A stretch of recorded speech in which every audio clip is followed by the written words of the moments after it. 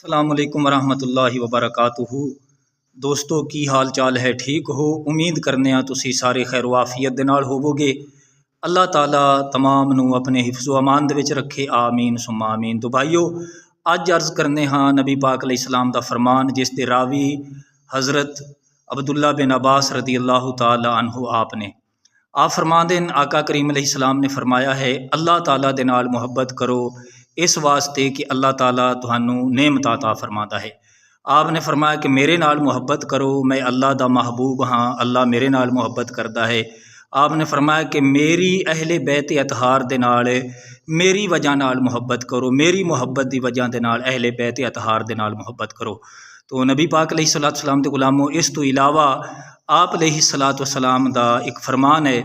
आप फरमाते हैं कि अपनी औलाद नू तीन गल्लां दी तालीम देवो, इन्हां नू ये तीन चीज़ां सिखावो। पहले नंबर ते आपने फरमाया कि अपने नबी दी मुहब्बत, नबी पाक अलैहिस्सलाम दी मुहब्बत दे मुतल्लिक अपनी औलाद नू ज़रूर दस्सा करो।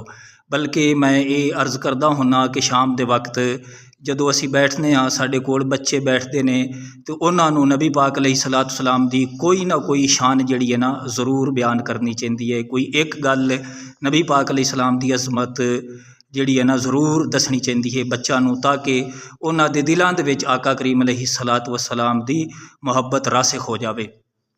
और उस तो बाद आपने फरमाया कि मेरी अहले बैत दी मुहब्बत, ये भी इस मुहब्बत का दरस भी आपने फरमाया कि अपनी औलाद नू देवो, अपनी औलाद नू दसो अहले बैत अतहार दी मुहब्बत। और तीसरे नंबर ते आपने फरमाया कि कुरान पाक दी तिलावत दी मुहब्बत।